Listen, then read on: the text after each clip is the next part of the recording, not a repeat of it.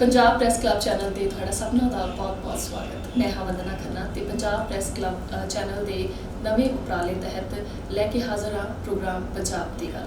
ਤੇ ਪੰਜਾਬ ਦੀ ਗੱਲ ਪ੍ਰੋਗਰਾਮ ਦੇ ਵਿੱਚ ਅੱਜ ਵਿਸ਼ੇਸ਼ ਤੌਰ ਤੇ ਸਾਡੇ ਨਾਲ ਜੁੜੇ ਨੇ ਰਮਨ ਕੁਮਾਰ ਜੀ। ਤੇ ਰਮਨ ਕੁਮਾਰ ਜੀ ਦੇ ਨਾਲ ਤੁਹਾਨੂੰ ਜੇਕਰ ਜਾਣੂ ਕਰਾਉਣਾ ਹੋਵੇ ਤਾਂ ਇੰਨਾ ਕਹਿਣਾ ਕਾਫੀ ਹੈ ਕਿ ਉਹ ਪੰਜਾਬ ਮੀਡੀਆ ਦੇ ਉਹ ਇੰਸਟੀਚਿਊਟ ਨੇ ਜਿਨ੍ਹਾਂ ਤੋਂ ਬਹੁਤ ਸਾਰੇ ਪੱਤਰਕਾਰਾਂ, ਬਹੁਤ ਸਾਰੇ ਨਵੇਂ ਬੱਚਿਆਂ ਨੇ ਪੜ੍ਹਨਾ, ਲਿਖਣਾ, ਬੋਲਣਾ ਤੇ ਪੰਜਾਬ ਦੇ ਮਸਲਿਆਂ ਨੂੰ, ਮੁੱਦਿਆਂ ਨੂੰ ਸਮਝਣਾ ਸਿੱਖਿਆ। ਸੋ ਗੱਲ ਕਰਾਂਗੇ ਪੰਜਾਬ ਦੇ ਪੱਖ ਦੇ ਮੁੱਦਿਆਂ ਦੀ। ਕੁਮਾਰ ਜੀ ਬਹੁਤ ਬਹੁਤ ਸਵਾਗਤ ਹੈ। ਸ਼ੁਕਰੀਆ ਜੀ, ਆਪਣੀ ਵੀਡੀਓ ਚਾ ਕੇ ਮੈਨੂੰ ਬਹੁਤ ਚੰਗਾ ਲੱਗ ਰਿਹਾ ਜੀ, ਬਹੁਤ ਸ਼ੁਕਰੀਆ। ਤੇ ਹੁਣ ਜੇਕਰ ਗੱਲ ਕਰੀਏ ਪੰਜਾਬ ਦੇ ਪੱਖ ਦੇ ਮੁੱਦਿਆਂ ਦੀ ਤਾਂ ਪਿਛਲੇ ਸਾਲ ਸ਼ੁਰੂ ਹੁੰਦਾ ਹੈ ਕਿਸਾਨ ਅੰਦੋਲਨ। ਪਰ ਰਮਨ ਜੀ, ਜਦੋਂ ਕਿਸਾਨ ਅੰਦੋਲਨ ਦੀ ਗੱਲ ਕਰਦੇ ਹਾਂ ਤਾਂ ਜ਼ਾਹਿਰ ਹੈ ਕਿ ਗੱਲ ਹੁੰਦੀ ਹੈ ਖੇਤੀ ਸੰਕਟ ਦੀ। ਪਰ ਕੀ ਖੇਤੀ ਸੰਕਟ ਜਿਹੜਾ ਹੈ ਉਹ ਉਦੋਂ ਹੀ ਸ਼ੁਰੂ ਹੁੰਦਾ ਹੈ ਜਦ 3 ਨਵੇਂ ਕਾਨੂੰਨ ਆਉਂਦੇ ਨੇ ਜਾਂ ਫਿਰ ਖੇਤੀ ਸੰਕਟ ਪਹਿਲਾਂ ਦਾ? ਅਜੇ ਵੀ ਜੇ ਤੁਸੀਂ ਕਹਿੰਦੇ ਨਾ ਕਿ ਕਾਫੀ ਲੋਕਾਂ ਨੂੰ ਹੁਣ ਪਤਾ ਲੱਗਿਆ ਜਦੋਂ ਖੇਤੀ ਕਾਨੂੰਨ ਆ ਗਏ ਨੇ, ਅਜੇ ਵੀ ਇੱਕ ਕਾਫੀ ਵੱਡੀ ਧਿਰ ਅਜਿਹੀ ਹੈ ਜਿਹੜੀ ਕਿਸਾਨਾਂ ਦੇ ਨਾਲ ਇਸ ਗੱਲ ਤੇ ਸਹਿਮਤ ਨਹੀਂ ਹੁੰਦੀ। ਖਾਸ ਤੌਰ ਤੇ ਜਿਹੜਾ ਸ਼ਹਿਰੀ ਤਬਕਾ ਹੈ, ਜਦੋਂ ਅਸੀਂ ਗੱਲ ਕਰਦੇ ਕਿ ਅੱਜ ਅੰਦੋਲਨ ਸ਼ੁਰੂ ਹੋਇਆ ਹੈ ਤਾਂ ਹੀ ਇਹ ਮੁਸ਼ਕਿਲ ਆਈ ਹੈ ਕਿ ਮੁਸ਼ਕਿਲ ਪਹਿਲਾਂ ਵੀ ਸੀ ਕਿ ਅੰਦੋਲਨ ਪੂਰੀ ਲਗਾਤਾਰਤਾ ਦੇ ਵਿੱਚ ਹੈ। ਤੋ ਮਸਲਾ ਤਾਂ ਪਹਿਲਾਂ ਵੀ ਹੈ ਨਾ, ਮਸਲਾ ਤਾਂ ਪਹਿਲਾਂ ਵੀ ਹੈ। ਮੈਨੂੰ ਆਉਂ ਲੱਗਦਾ ਹੈ ਕਿ ਜਿਹੜੀ ਸ਼ਹਿਰੀ ਆਬਾਦੀ ਹੈ ਉਹ ਕਿਤੇ ਕਿਸਾਨੀ ਦੇ ਨਾਲ, ਖੇਤੀ ਦੇ ਮੁੱਦੇ ਮਸਲੇ ਦੇ ਨਾਲ ਆਪਣੇ ਆਪ ਨੂੰ ਬਹੁਤਾ ਜ਼ਿਆਦਾ ਮੈਂ ਇਹ ਕਹਾਂ ਕਿ ਜੁੜਿਆ ਮਹਿਸੂਸ ਨਹੀਂ ਕਰਦੀ, ਜਾਂ ਉਹਨਾਂ ਦੀ ਉਸ ਮੁਸ਼ਕਿਲ ਨੂੰ ਉਹਦੀ ਮੁਸ਼ਕਿਲ ਨਹੀਂ ਮੰਨਦੀ। ਇਹ ਫਰਕ ਹੈ। ਲੇਕਿਨ ਜੇਕਰ ਮੈਂ ਗੱਲ ਕਹਿ ਹੀ ਦਿੱਤੀ ਹੈ ਤੇ ਫਿਰ ਮੇਰਾ ਇੱਕ ਕਹਿਣਾ ਨਾਲ ਬਣਦਾ ਹੈ ਕਿ ਇੰਟਰਡਿਪੈਂਡੈਂਸ ਬਹੁਤ ਹੈ। ਜਿਹੜਾ ਖੇਤੀ ਦੇ ਵਿੱਚੋਂ ਜੋ ਰੋਟੀ ਰੋਜ਼ੀ ਨਿਕਲਣੀ ਹੈ ਨਾ, ਉਹ ਕਿਤੇ ਤਾਂ ਖਰਚ ਹੋਣੀ ਹੈ ਨਾ, ਤੇ ਇਸ ਪਿੱਛੇ ਪਿੰਡ ਤੇ ਸ਼ਹਿਰ ਕਦੇ ਜੁਦਾ ਨਹੀਂ ਹੋ ਸਕਦੇ। ਇਹ ਸਾਨੂੰ ਸਾਰਿਆਂ ਨੂੰ ਇਸ ਗੱਲ ਦਾ ਅਹਿਸਾਸ ਹੋਣਾ ਚਾਹੀਦਾ, ਕਿਉਂਕਿ ਅਰਥਚਾਰਾ ਤੇ ਸਾਰਿਆਂ ਦੇ ਮਿਲਵਰਤਨ ਨਾਲ ਚੱਲਣਾ ਹੈ। ਜੇ ਉਹ ਪਿੰਡ ਵਾਲੇ ਸ਼ਖਸ ਨੇ ਖੇਤੀ ਤੋਂ ਰੋਟੀ ਰੋਜ਼ੀ ਕਮਾਉਣੀ ਹੈ ਤੇ ਉਹ ਪਿੰਡ ਦੇ ਨਾਲ ਕਿਤੇ ਬਹੁਤ ਜ਼ਿਆਦਾ ਸ਼ਹਿਰਾਂ 'ਚ ਖਰਚ ਹੋਣੀ। ਜੀ ਜੀ, ਬਿਲਕੁਲ। ਜਦੋਂ ਆਪਾਂ ਖੇਤੀ ਸੰਕਟ ਦੀ ਗੱਲ ਕਰਦੇ ਹਾਂ, ਖੇਤੀਬਾੜੀ ਦੇ ਵਿੱਚ ਕਿਸਾਨਾਂ ਨੂੰ ਜਿਹੜੇ 3 ਨਵੇਂ ਕਾਨੂੰਨ ਜਿਹੜੇ ਲਾਗੂ ਹੋਣ ਜਾ ਰਹੇ ਨੇ ਜਾਂ ਲਾਗੂ ਹੋਣਗੇ, ਜਾਂ ਫਿਰ ਕਿਸਾਨ ਜਿਹੜੇ ਨੇ ਸੰਘਰਸ਼ ਜਿੱਤਣਗੇ ਤੇ ਵਾਪਸ ਆਉਣਗੇ, ਪਰ ਤੁਹਾਨੂੰ ਲੱਗਦਾ ਹੈ ਕਿ ਜੇ ਉਹ ਵਾਪਸ ਵੀ ਆਉਣਗੇ ਤਾਂ ਉਹ ਖੇਤੀ ਦੇ ਜਿਹੜੇ ਸੰਕਟ ਨੇ ਉਹਨਾਂ ਤੋਂ ਨਿਜਾਤ ਪਾ ਕੇ ਵਾਪਸ ਆਉਣਗੇ? ਇਹ ਬੜੀ ਵੱਡੀ ਇੰਪੋਰਟੈਂਟ ਗੱਲ ਹੈ ਇਹ ਵਾਲੀ ਕਿ ਅਸੀਂ 3 ਖੇਤੀ ਕਾਨੂੰਨ ਬਣ ਗਏ। ਪਹਿਲੀ ਗੱਲ ਤਾਂ ਇਹ ਹੈ ਕਿ ਸਾਡੇ ਪੰਜਾਬ ਨੂੰ, ਸਾਡੀ ਪੰਜਾਬ ਦੀ ਕਿਸਾਨੀ ਦੀ ਧਿਰ ਜਿਹਦੇ ਨਾਲ ਹੁਣ ਮੁਲਕ ਦਾ ਹੋਰ ਹਿੱਸਾ ਵੀ ਜੁੜਿਆ ਹੈ। ਹਰਿਆਣਾ ਦੀ ਸਾਂਝ ਦੇ ਬਗੈਰ ਇਹ ਗੱਲ ਕਹਿਣੀ ਬੜੀ ਇੰਪੋਰਟੈਂਟ ਹੈ। ਸਾਡੇ ਕਿਸਾਨ ਵੀਰ, ਸਾਡੇ ਆਗੂ ਦਿੱਲੀ ਦੇ ਬੂਹੇ ਤੇ, ਉੱਥੋਂ ਦੀ ਸਰਹੱਦ ਤੇ, ਉਹਨਾਂ ਦੇ ਸਹਿਯੋਗ ਦੇ ਬਗੈਰ ਟਿਕ ਨਹੀਂ ਸੀ ਰਹਿ ਸਕਦੇ। ਸਭ ਤੋਂ ਵੱਡੀ ਗੱਲ ਉਹ ਸਹਿਯੋਗ ਹੀ ਨਹੀਂ ਦੇ ਰਹੇ, ਆਪ ਹਿੱਸਾ ਨੇ। ਹੋਰ ਵੀ ਨੇ, ਉਧਰ ਯੂਪੀ ਵਾਲੇ ਪਾਸੇ ਵੀ ਬੈਠੇ ਹੋਏ ਨੇ, ਗਾਜ਼ੀਪੁਰ ਵਾਲੇ ਪਾਸੇ, ਰਾਜਸਥਾਨ ਵਾਲੇ ਪਾਸੇ ਵੀ ਬੈਠੇ ਹੋਏ ਨੇ। ਜਿਹੜੀ ਹੁਣ ਖੇਤੀ ਕਾਨੂੰਨਾਂ ਦੀ ਗੱਲ ਹੈ, ਇਹਦਾ ਇੱਕ ਬਹੁਤ ਵੱਡਾ ਦੇਸ਼ ਦੇ ਵਿੱਚ ਹਿੱਸਾ ਹੈ ਕਿ ਜਿਹੜੇ ਓਵਰਆਲ ਜਿਹੜੇ ਸੁਧਾਰ ਹੋਣੇ ਚਾਹੀਦੇ ਹਨ ਅਰਥਚਾਰੇ ਦੇ ਵਿੱਚ, ਰਾਹ ਖੁੱਲ੍ਹਣੇ ਚਾਹੀਦੇ ਹਨ। ਪ੍ਰਾਈਵੇਟਾਈਜੇਸ਼ਨ ਦਾ ਇੱਕ ਬੜਾ ਵੱਡਾ ਲੈਣ ਦੇਣ ਹੈ। ਉਹਦੇ ਵਾਸਤੇ ਉਹ ਕਹਿੰਦੇ ਵੀ ਇਹ ਬੜੇ ਮਾਕੂਲ ਨੇ, ਬੜੇ ਜ਼ਿਆਦਾ ਜ਼ਰੂਰੀ ਨੇ, ਬੜੇ ਜ਼ਿਆਦਾ ਇੰਪੋਰਟੈਂਟ ਹੈ। ਕਿ ਸਾਡੀ ਗੱਲ, ਪੰਜਾਬ ਦੇ ਲੋਕਾਂ ਦੀ ਗੱਲ, ਪੰਜਾਬ ਦੇ ਕਿਸਾਨੀ ਦੀ ਗੱਲ, ਉਹਨੂੰ ਲੱਗਦਾ ਕਿ ਇਸ ਤੋਂ ਵੱਡਾ ਸਾਡੇ ਨਾਲ ਧਰੋ ਨਹੀਂ ਸੀ ਹੋ ਸਕਦਾ। ਜਦੋਂ ਤੇ ਅਸੀਂ ਭੁੱਖੇ ਸੀ, ਜਦੋਂ ਤੇ ਅਸੀਂ ਭਿੱਖ ਮੰਗੇ ਸੀ, ਜਦੋਂ ਸਾਡੇ ਕੋਲ ਨਾ ਖਜ਼ਾਨਾ ਸੀ ਤੇ ਨਾ ਕਣਕ ਸੀ, ਤੇ ਅਸੀਂ ਹਰੀ ਕ੍ਰਾਂਤੀ ਦੇ ਜ਼ਰੀਏ ਅਸੀਂ ਮੁਲਕ ਨੂੰ ਉਸਾਰਿਆ, ਢਿੱਡ ਭਰਿਆ। ਤੇ ਜਦੋਂ ਹੁਣ ਸਾਡੀ ਕਣਕ ਦੀ, ਸਾਡੇ ਝੋਨੇ ਦੀ ਕੋਲ ਲੋੜ ਨਹੀਂ ਰਹਿ ਗਈ, ਕਿਉਂਕਿ ਹੋਰ ਪ੍ਰਾਂਤਾਂ 'ਚ ਵੀ ਪੈਦਾ ਹੋਣ ਲੱਗ ਪਿਆ ਹੈ ਜੀ, ਤੇ ਹੁਣ ਅਸੀਂ ਕਹਿੰਦੇ ਹਾਂ ਕਿ ਸਾਨੂੰ ਤੁਸੀਂ ਜਿਹੜਾ ਹੈਗਾ ਉਸ ਬਾਰੇ ਗੱਲ ਨਹੀਂ ਸੁਣਨਾ ਚਾਹੁੰਦੇ, ਤੁਸੀਂ ਸੈਂਟਰਲ ਗਵਰਨਮੈਂਟ ਗੱਲ ਨਹੀਂ ਸੁਣਨਾ ਚਾਹੁੰਦੇ, ਸੁਣ ਕੇ ਵੀ ਨਹੀਂ ਸੁਣਨਾ ਚਾਹੁੰਦੇ। ਝੋਨੇ ਦੀ ਤੁਸੀਂ ਗੱਲ ਕਰ ਰਹੇ ਹੋ। ਝੋਨੇ ਤੇ ਪੰਜਾਬ ਦੀ ਡਿਪੈਂਡੈਂਸੀ, ਖੇਤੀਬਾੜੀ ਦੀ ਬਹੁਤ ਡਿਪੈਂਡੈਂਸੀ ਹੈ। ਔਰ ਜਦੋਂ ਅਸੀਂ ਗੱਲ ਝੋਨੇ ਦੀ ਕਰਦੇ ਹਾਂ ਤਾਂ ਡਾਈਵਰਸੀਫਿਕੇਸ਼ਨ ਦੀ ਗੱਲ ਵੀ ਜਿਹੜੀ ਉਹ ਨਾਲ ਆਉਂਦੀ ਹੈਗੀ ਹੈ। ਪੰਜਾਬ ਦੀ ਸਰਕਾਰ ਜਿਹੜੀ ਹੈ ਜਾਂ ਫਿਰ ਕੇਂਦਰ ਸਰਕਾਰ ਜਿਹੜੀ ਹੈ ਡਾਈਵਰਸੀਫਿਕੇਸ਼ਨ ਦੀ ਗੱਲ ਕਰਦੀ ਹੈ। ਬਹੁਤ ਸਾਰੇ ਸੈਮੀਨਾਰਸ ਹੁੰਦੇ ਨੇ, ਬਹੁਤ ਸਾਰੀਆਂ ਵਰਕਸ਼ਾਪ ਲੱਗਦੀਆਂ, ਕਿਹਾ ਜਾਂਦਾ ਹੈ ਕਿ ਕਰੋੜਾਂ ਰੁਪਏ ਖਰਚਿਆ ਜਾਂਦਾ, ਪਰ ਉਹਦੇ ਬਾਵਜੂਦ ਇਹ ਗੱਲ ਜਿਹੜੀ ਹੈ ਇਹਦੇ ਉੱਪਰ ਕੰਮ ਉਸ ਤਰੀਕੇ ਨਾਲ ਕਿਉਂ ਨਹੀਂ ਹੋ ਰਿਹਾ, ਇਸ ਮਸਲੇ ਤੇ ਉਸ ਦਾ ਕੰਮ ਕਿਉਂ ਨਹੀਂ ਹੋ ਰਿਹਾ ਜਿਵੇਂ ਹੋਣਾ ਚਾਹੀਦਾ? ਹਾਂ, ਇਹ ਜ਼ਰੂਰੀ ਹੈ ਕਿ ਸਰਕਾਰ ਜਿਹੜੀ ਹੈ ਇਨਕਰੇਜ ਕਰਦੀ ਹੈ ਉਤਸ਼ਾਹਿਤ ਕਰਦੀ ਹੈ। ਜੀ ਇਹਦੇ ਨਾਲ ਗੱਲ ਬਣਨੀ ਨਹੀਂ,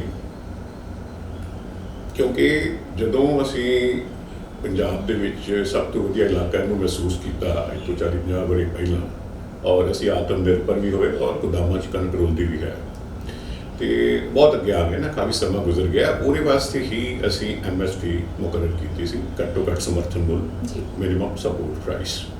ਉਹ ਹੁਣ ਤੱਕ ਆ ਰਿਹਾ ਹੈ। ਜਿੱਦਾਂ ਅਸੀਂ ਖੇਤੀ ਕਾਨੂੰਨਾਂ ਦੀ ਗੱਲ ਕੀਤੀ, ਗੱਲ ਇੱਥੇ ਫਸੀ, ਸਾਡੇ ਕਿਸਾਨ ਲੋਕ ਕਹਿੰਦੇ ਨੇ ਆਗੂ ਵੀ ਯੈਸ ਔਰ ਨੋ, MSP ਕਾਨੂੰਨ ਚਾਹੀਦਾ, ਕਹਿੰਦੇ ਪਹਿਲੋਂ ਵੀ ਸੀ ਹੁਣ ਵੀ ਦੇ ਰਹੇ, ਅੱਗੋਂ ਵੀ ਰਹੂਗੀ, ਕਹਿੰਦੇ ਫਿਰ ਇੱਕ ਲਾਈਨ ਲਿਖ ਦਿਓ, ਲਿਖਦੇ ਨੇ। ਹੁਣ ਜਦੋਂ ਅਸੀਂ ਡਾਇਵਰਸੀਫਿਕੇਸ਼ਨ ਦੀ ਗੱਲ ਕਰਦੇ ਹਾਂ, ਖਾਸ ਤੌਰ ਤੇ ਕਣਕ ਤੋਂ ਹਟ ਕੇ ਝੋਨੇ ਦੇ ਬਦਲ ਦੀ ਗੱਲ ਕਰਦੇ ਹਾਂ, ਜਿਸ ਕਰਕੇ ਸਾਡੇ 100 ਤੋਂ ਵੱਧ ਬਲਾਕ ਧਰਤੀ ਹੇਠ ਪਾਣੀ ਦਾ ਹਨੇਰਾ ਹੈ, ਬੜਾ ਖਤਰਨਾਕ ਮਾਮਲਾ ਹੈ। ਪਾਣੀ ਇਹ ਆਖਦੇ ਨੇ ਖੇਤੀ ਤਾਂ ਬਹੁਤ ਦੂਰ ਹੈ, ਕਿਤੇ ਪੀਣ ਵਾਲੇ ਪਾਣੀ ਦੀ ਮੁਸ਼ਕਲ ਨਾ ਹੋ ਜਾਵੇ। ਜਿਸ ਕਦਰ ਜਿੱਦਾਂ ਅੱਜ ਕੱਲ੍ਹ ਝੋਨਾ ਬੀਜਿਆ ਹੋਇਆ ਹੈ, ਉਹਨੂੰ ਕੁਝ ਵੀ ਨਹੀਂ ਚਾਹੀਦਾ ਹੋਰ। ਤੁਸੀਂ ਖੇਤਾਂ ਨੂੰ ਦੇਖੋ, ਆਉਂ ਲੱਗਦਾ ਜਿਵੇਂ ਸਰੋਵਰ ਹੈ ਨੇ, ਇੰਨਾ ਪਾਣੀ ਚਾਹੀਦਾ ਹੁੰਦਾ। ਪਾਣੀ ਫਿਰ ਧਰਤੀ ਚੂਸ ਰਹੀ ਹੈ, ਫਿਰ ਟਿਊਬਵੈੱਲ ਚੱਲੀ ਜਾ ਰਹੇ। ਰਹੀ ਗੱਲ ਡਾਇਵਰਸੀਫਿਕੇਸ਼ਨ ਦੀ, ਨਾਲ ਮੈਂ ਗੱਲ ਕੀਤੀ MSP ਦੀ, ਅਸੀਂ ਐਨਕਰੇਜ ਤਾਂ ਕਰ ਰਹੇ ਹਾਂ, ਹਰਿਆਣਾ ਵਾਲੇ ਵੀ ਕਰ ਰਹੇ ਨੇ ਕਿ ਬਦਲਵੀਆਂ ਫਸਲਾਂ ਬੀਜੋਗੇ ਪਰ ਏਕੜ 5000 ਦੇ ਦਿੱਤਾ। ਇਸ ਵਾਰ ਉਹਨਾਂ ਇਹ ਵੀ ਕਰਤਾ ਕਿ ਜੇ ਤੁਸੀਂ ਕੁਝ ਵੀ ਨਹੀਂ ਬੀਜਦੇ ਤਾਂ ਵੀ ਲੈ ਲਓ 5000 ਜਾਂ 7000 ਰੁਪਏ ਲੈ ਲਓ। ਗੱਲ ਇਹ ਹੈ ਕਿ ਜੇ ਅਸੀਂ ਬਦਲਵੀਆਂ ਫਸਲਾਂ ਦੀਆਂ ਬੀਜਣੀਆਂ ਨੇ, ਜਿਹੜੇ ਮਾਹਰ ਲੋਕ ਸਾਨੂੰ ਦੱਸਦੇ ਨੇ, ਅਰਚਾਰੇ ਦੇ ਮਾਹਰ, ਖੇਤੀ ਮਾਹਰ, ਉਹਦੇ ਵਾਸਤੇ ਇਹ ਬੜਾ ਜ਼ਰੂਰੀ ਹੈ ਅਸੀਂ ਬੀਜ ਲਵਾਂਗੇ। ਹਮਲਾ ਮਾਰ ਕੇ ਕੰਮ ਕਰਨਾ ਪੈਣਾ, ਨੰਬਰ 1। ਨੰਬਰ 2, ਸਾਨੂੰ ਉਹਦਾ MSP ਇਨਸ਼ੋਰ ਕਰਨੀ ਪੈਣੀ। ਜੇ ਕਿਸਾਨ ਨੂੰ ਇਹ ਪਤਾ ਹੈ ਵੀ ਮੇਰੀ ਫਸਲ ਜਾ ਕੇ ਬਾਹਰ ਮੰਡੀ ਦੇ ਵਿੱਚ ਰੁਲਣੀ ਨਹੀਂ, ਜਿਹੜਾ ਕਿ ਉਹਨੂੰ ਡਰ ਹੈ, ਜਿਵੇਂ ਖੇਤੀ ਕਾਨੂੰਨਾਂ ਕਰਕੇ ਜਦੋਂ ਵੱਡੇ ਅਦਾਰੇ, ਵੱਡੇ ਪ੍ਰਾਈਵੇਟ ਅਦਾਰੇ ਜਦੋਂ ਉਹ ਡੋਮੀਨੈਂਟ ਹੋ ਜਾਣਗੇ ਤਾਂ ਉਹਨਾਂ ਨੂੰ ਇਹ ਡਰ ਹੈ ਕਿ ਹੌਲੀ ਹੌਲੀ MSP ਖਤਮ ਹੋ ਜਾਣਾ, ਕਿਸਾਨ ਨੇ ਮੰਡੀ ਦੇ ਵਿੱਚ ਜਾਣਾ ਨਹੀਂ। ਅੱਜ ਜੇ 1950 ਦਾ ਭਾਅ ਮੰਨ ਲਓ ਕਣਕ ਦਾ, ਥੋੜ੍ਹਾ ਬਹੁਤ ਫਰਕ ਹੋ ਸਕਦਾ, ਤੇ ਕੱਲ੍ਹ ਨੂੰ ਮੰਨ ਲਓ ਕਿ ਖੇਤੀ ਦਾ ਖਰਚਾ 8%, 9%, 8% ਖਰਚਾ ਮੰਡੀ ਦਾ ਪੈ ਜਾਂਦਾ, 150-200 ਰੁਪਏ ਉੱਪਰ ਪੈ ਜਾਂਦਾ, ਠੀਕ ਹੈ। ਉਹ ਫਿਰ ਕਿੱਥੇ ਪਹੁੰਚ ਗਈ, ਸਰਕਾਰ ਨੂੰ ਕਿੰਨੇ ਦੀ ਪਈ ਜਾ ਕੇ 2100 ਕਿੰਨੇ ਦੀ ਕੋਲ, ਠੀਕ ਹੈ। ਹੁਣ ਜੇ ਕਿਸਾਨ ਨੂੰ 1950 ਮਿਲਦਾ ਹੈ, ਉਹਨੂੰ ਪ੍ਰਾਈਵੇਟ ਬੰਦਾ ਥੋੜ੍ਹਾ ਸਮਾਂ, ਕਿਉਂਕਿ ਉਹਦੇ ਕੋਲ ਰਿਸੋਰਸਿਸ ਬੜੇ ਨੇ, ਉਹਨੂੰ ਵੀ 2050 ਦੇ ਦਿੰਦਾ, ਉਹਦੇ ਗੋਹੇ ਤੋਂ ਫਸਲ ਚੁੱਕ ਲੈਂਦਾ, ਮੰਡੀ ਚਾੜ ਜਾਂਦੇ, ਉਹਦੇ ਪੈਸੇ ਬਚਦੇ ਨੇ, ਹੌਲੀ ਹੌਲੀ ਮੰਡੀ ਆਪਣੇ ਆਪ ਖਤਮ ਹੋ ਜਾਣੀ। ਬੜਾ ਵੱਡਾ ਡਰ ਹੈ ਔਰ ਜੈਨੂਇਨ ਡਰ ਹੈ। ਇਸ ਪਿੱਛੇ ਡਾਇਵਰਸੀਫਿਕੇਸ਼ਨ ਦੀ ਗੱਲ ਹੈ। ਜੇ ਅਸੀਂ ਪੰਜਾਬ ਨੂੰ ਪਹੁੰਚਾਉਣਾ ਹੈ ਕਿ ਸੈਂਟਰ ਚਾਹੀਦਾ ਹੈ ਇਹ ਸਟੇਟ ਦੋਵਾਂ ਨੂੰ ਰਲ ਕੇ, ਜਿੱਦਾਂ ਪਹਿਲੋਂ ਅਸੀਂ ਓਨ ਕੀਤਾ ਸੀ ਹਰੀ ਕ੍ਰਾਂਤੀ ਵੇਲੇ, ਇਹਨੂੰ ਓਨ ਤਾਂ ਕਰਨ ਪੰਜਾਬ ਬਦਲਵੀਆਂ ਫਸਲਾਂ ਬੀਜੀਆਂ ਜਾਣਗੇ, ਬੀਜ ਲੈਣਗੇ, ਬਟ ਇਨਸ਼ੋਰ ਕਰੋ ਨਾਲ ਕਿ MSP ਹੋਏਗੀ। ਫਿਰ ਆਪਾਂ ਮੱਕੀਆਂ ਬੀਜ ਲਾਂਗੇ, ਖੁੱਲ੍ਹ ਕੇ ਬੀਜ ਲਾਂਗੇ, ਅਸੀਂ ਦਾਲਾਂ ਬੀਜ ਲਾਂਗੇ, ਅਸੀਂ ਕੋਈ ਕੁਛ ਹੋਰ ਬੀਜ ਲਾਂਗੇ। ਬਿਲਕੁਲ, ਹਰੀ ਕ੍ਰਾਂਤੀ ਦੀ ਤੁਸੀਂ ਗੱਲ ਕੀਤੀ। ਜਦੋਂ ਕਹਿੰਦੇ ਨੇ ਕਿ ਇੱਕ ਅੰਦੋਲਨ ਹੁੰਦਾ ਹੈ ਤਾਂ ਦੂਜੇ ਅੰਦੋਲਨ ਲਈ ਰਾਹ ਬਣਦਾ ਹੈ, ਔਰ ਇੱਕ ਕ੍ਰਾਂਤੀ ਦੀ ਦਰਅਸਲ ਸ਼ੁਰੂਆਤ ਹੁੰਦੀ ਹੈ। ਤਾਂ ਹਰੀ ਕ੍ਰਾਂਤੀ ਦੀ ਜਦੋਂ ਅਸੀਂ ਗੱਲ ਕਰਦੇ ਹਾਂ ਔਰ ਕਿਸਾਨ ਅੰਦੋਲਨ ਦੀ ਗੱਲ ਕਰਦੇ ਹਾਂ, ਤੁਹਾਨੂੰ ਲੱਗਦਾ ਹੈ ਕਿ ਕਾਨੂੰਨਾਂ ਨੂੰ ਲੈ ਕੇ ਜੇ ਜਿੱਤ ਹਾਸਲ ਹੋ ਜਾਂਦੀ ਹੈ ਜਾਂ ਜਿਸ ਤਰੀਕੇ ਨਾਲ ਵੀ ਫੈਸਲਾ ਹੁੰਦਾ, ਉਸ ਤੋਂ ਬਾਅਦ ਅਸਲ ਦੇ ਵਿੱਚ ਅਸੀਂ ਧਿਆਨ ਦੇਣਾ ਸ਼ੁਰੂ ਕਰਾਂਗੇ ਉਹਨਾਂ ਚੀਜ਼ਾਂ ਦੇ ਉੱਪਰ ਜਿਹੜੀਆਂ ਹਰੀ ਕ੍ਰਾਂਤੀ ਦਾ ਬਾਇਸ ਬਣਨਗੇ ਇੱਕ ਵਾਰ ਫਿਰ ਤੋਂ? ਨਹੀਂ, ਇਹ ਬੜੀ ਵੱਡੀ ਮੁਸ਼ਕਿਲ ਆ ਕਿ ਅਸੀਂ ਜੇ ਜਿੱਤ ਹਾਸਲ ਕਰ ਲਈ। ਕੋਈ ਮੈਨੂੰ ਸਮਝ ਨਹੀਂ, ਬੜੇ ਕਾਫੀ ਉਹ ਲੋਕ ਰਹਿਨੁਮਾਈ ਕਰ ਰਹੇ ਨੇ ਇਸ ਜਦੋਜਹਿਦ ਦੀ, ਇਸ ਅੰਦੋਲਨ ਦੀ। ਬੜੇ ਪੁਰਾਣੇ ਲੋਕ ਨੇ ਜਿਨ੍ਹਾਂ ਦਾ 40-40 ਸਾਲ ਤੱਕ ਤਜਰਬਾ ਹੈ। ਉਹਨਾਂ ਦੇ ਮੈਂ ਵਿੱਚ ਸੁਣਿਆ ਵੀ, ਤੁਹਾਡਾ ਨੂੰ ਲੇਟੈਸਟ ਵੀ ਸੁਣਿਆ, ਉਹ ਕਹਿੰਦੇ ਵੀ ਅਸੀਂ ਇਸ ਤੋਂ ਹਟ ਕੇ ਵੀ ਗੱਲ ਕੀਤੀ ਸਰਕਾਰ ਨਾਲ, ਇਹਦੇ ਨਾਲ ਗੱਲ ਨਹੀਂ ਬਣਨੀ। ਜਿੱਤ ਕੇ ਅਸੀਂ ਕਿੱਥੇ ਪਹੁੰਚਾਂਗੇ? ਤੁਸੀਂ ਮੈਨੂੰ ਬਿਗਨਿੰਗ ਦੇ ਵਿੱਚ ਗੱਲ ਆਖੀ ਹੈ ਕਿ ਕਿਸਾਨ ਦੇ ਮਸਲੇ ਬਾਰੇ ਕਾਫੀ ਲੋਕ ਜਾਣਦੇ ਹੀ ਨਹੀਂ ਜਾਂ ਜਾਣਦੇ ਨਹੀਂ ਸੀ, ਉਹਨਾਂ ਦਾ ਹੁਣ ਧਿਆਨ ਪਿਆ। ਮੈਂ ਕਹਿੰਦਾ ਕਿ ਜਦੋਂ ਅੰਦੋਲਨ ਸ਼ੁਰੂ ਹੋਇਆ ਹੈ ਤੇ ਕੀ ਉਦੋਂ ਪੰਜਾਬ ਦੀ, ਉਸ ਤੋਂ ਪਹਿਲਾਂ ਪੰਜਾਬ ਦੀ ਕਿਸਾਨੀ ਖੁਸ਼ਹਾਲੀ ਦੇ ਵਿੱਚ ਸੀ? ਸਵੇਰੇ ਸ਼ਾਮ ਅਸੀਂ ਕਿਸਾਨ ਦੇ ਕਰਜ਼ਾਈ ਹੋਣ ਦੀ ਗੱਲ ਕਰਦੇ ਸੀ, ਵਿੱਚ ਰੋਜ਼ ਅਖਬਾਰ 'ਚ ਤੁਹਾਨੂੰ ਅੱਜ ਨਹੀਂ ਤਾਂ ਕੱਲ ਖੁਦਕੁਸ਼ੀਆਂ ਦੀ ਖਬਰ ਮਿਲ ਜਾਂਦੀ ਸੀ ਕਰਜ਼ਾਈ ਹੋਣ ਕਰਕੇ। ਬੱਚਿਆਂ ਦੇ ਵਿਦੇਸ਼ਾਂ ਜਾਣ ਦੀ ਗੱਲ ਕਰਦੇ ਸੀ, ਉਹ ਨਾਲ ਦੀ ਗੱਲ ਹੈ। ਤੇ ਉਹ ਜਿਹੜੀ ਤੁਸੀਂ ਇੱਕ ਮਿੰਟ ਰਿਪੀਟ ਕਰਿਓ, ਤੁਸੀਂ ਜਿਹੜੀ ਸਵਾਲ ਦੀ ਮੈਨੂੰ ਗੱਲ ਕੀਤੀ ਹੈ ਹਰੀ ਕ੍ਰਾਂਤੀ ਤੇ ਦੁਬਾਰਾ ਬਾਇਸ ਦੀ ਗੱਲ ਕਰਦੇ, ਮੈਂ ਇਹ ਕਹਿੰਦਾ ਕਿ ਜੇ ਤੁਸੀਂ ਜਿੱਤ ਕੇ ਆ ਗਏ ਤਾਂ ਕੀ ਖੱਟਿਆ? ਅਸੀਂ ਜਿੱਥੋਂ ਚੱਲੇ ਸੀ ਜਾਂ ਜੋ ਸਾਡੀ ਪਹਿਲੋਂ ਹਾਲਤ ਸੀ, ਅਸੀਂ ਤਾਂ ਉੱਥੇ ਹੀ ਪਹੁੰਚ ਗਏ। MSP ਮੰਨ ਲਓ ਅਸੀਂ ਜਿੱਤ ਲਿਆ, ਵੀ ਕਾਨੂੰਨ ਬਣਵਾ ਲਿਆ, ਤੇ ਫਿਰ ਕਿੱਥੇ ਪਹੁੰਚੇ?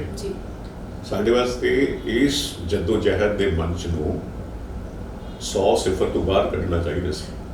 ਜਦੋਂ ਗੱਲਬਾਤ ਹੁੰਦੀ ਹੈ ਨਾ, ਨੈਗੋਸੀਏਸ਼ਨ ਹੁੰਦੀ ਹੈ, ਥੋੜਾ ਜਿਹਾ 2-4 ਮਾੜਾ ਜਿਹਾ ਰਿਲੀਫ ਦਾ, ਰਾਹਤ ਦਾ, ਜਿੱਤ ਦਾ ਅਹਿਸਾਸ ਦੂਜੇ ਨੂੰ ਵੀ ਮਿਲ ਜਾਵੇ, ਚੰਗਾ ਰਹਿੰਦਾ। 4 ਛੇ ਆਪਣੀ ਮੰਨਵਾ ਲਈਏ, 2 ਦੂਜੇ ਦੀ ਮੰਨ ਲਈਏ।